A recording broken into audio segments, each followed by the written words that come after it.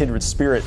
The city of Columbus is still investigating a cybersecurity threat that has been impacting its systems since last Thursday. As of now, city employees are still not able to send or receive external emails. Yeah, though they do tell us 911, 311, and payroll, those are all back to normal operations. Our Anna Hoffman, though, has been trying to get to the bottom of it. Anna, what can you tell us?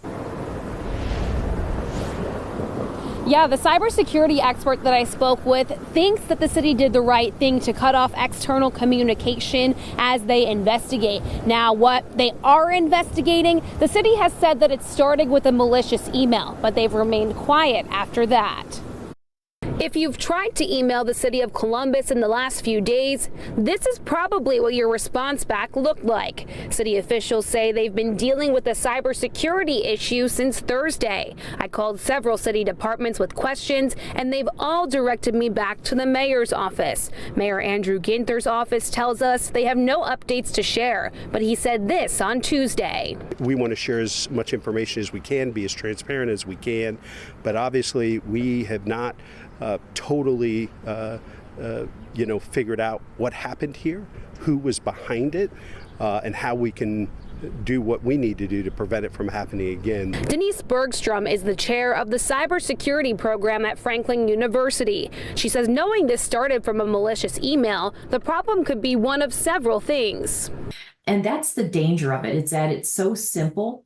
Now, obviously, an attack like this is probably more complicated. It was probably a targeted attack at somebody at the city to be able to gain access to the systems, because it would have a lot of potential for terror. The city says at this time they do not know if this is ransomware. Bergstrom says these things do take time to fix because investigators have to make sure the threat does not spread. So they're doing their due diligence. It takes time. Unfortunately, it takes a lot less time to make the problem than it does to fix it. Bergstrom says this should serve as a reminder of the importance of cybersecurity best practices at work and home.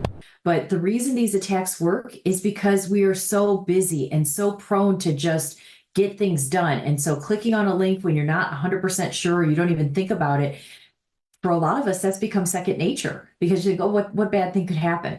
Well, now we know what bad thing could happen, right? The city says they're working with law enforcement to stop the threat. When I spoke with city officials today, I asked when this will be resolved. They just said that it's going to take time. Local for you in downtown Columbus, I'm Anna Hoffman, NBC4.